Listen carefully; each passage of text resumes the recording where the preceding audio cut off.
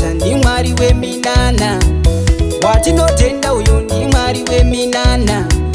Watinonamata ndi Mwari weminana. Watinonamata ndi Mwari weminana. Anosimudza marombe ishe, romberi yarazosimudzwa naMwari.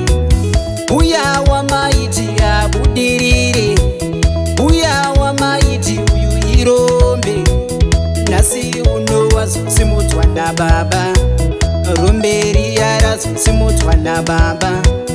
Uya wamaiti avake musha, uya wamaiti asimuke, nhasi uno wazosimudzwa naBaba. Romberi yarazosimudzwa naBaba. Anosimudza vavengi varipo, anosimudza marombe ishe.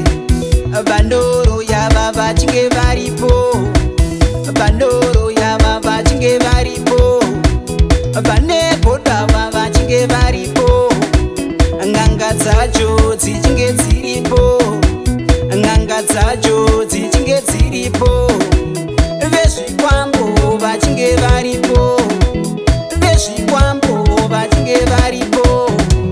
Romberi yarazosimudzwa naBaba. Romberi yarazosimudzwa naIshe. Watinonamata ndi Mwari weminana. Watinotenda uyo ndi Mwari weminana. Watinonamata ndi Mwari weminana. Watinonamata ndi Mwari weminana. Anosimudza marombe ishe, anosimudza marombe Jesu. Romberi yarazosimudzwa naBaba. Uya wamaiti abudirire, uya wamaiti irombe, nhasi uno wazosimudzwa naBaba. Romberi yarazosimudzwa naIshe. Anokusimudza kubva kuguruva, anokusimudza vavengi varipo, anosimudza marombe Jesu, anosimudza marombe Ishe.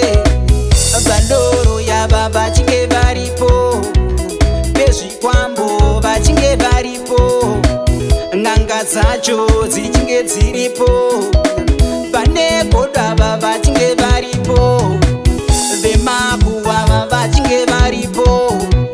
Romberi yarazosimudzwa naBaba.